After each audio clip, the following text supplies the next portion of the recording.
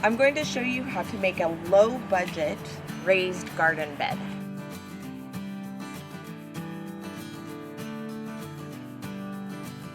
Today we'll be planting peppers in here. I'm going to be packing this full of straw.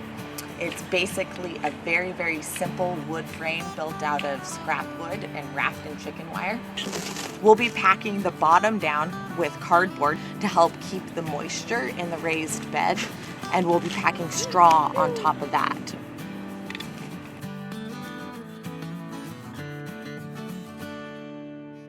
Make sure you go in on the sides and stuff straw to just kind of flatten it out, bring it out to the edges of the chicken wire, and that'll help to keep water from wanting to run off in one direction, possibly even out of your bed.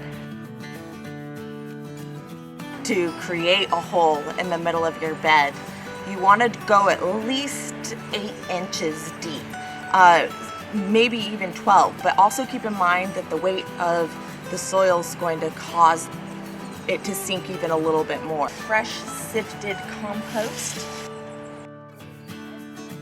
Once you've got your first layer of soil in, it's a fantastic time to add some bokashi, which we will explain the whole process of making bokashi in another video. And sift it in. This is your beneficial bacteria. After the bokashi, just keep filling up your garden bed.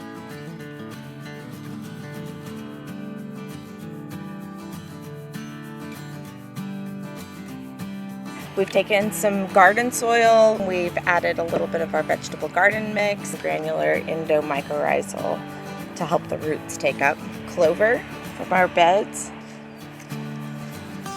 Dig a little hole.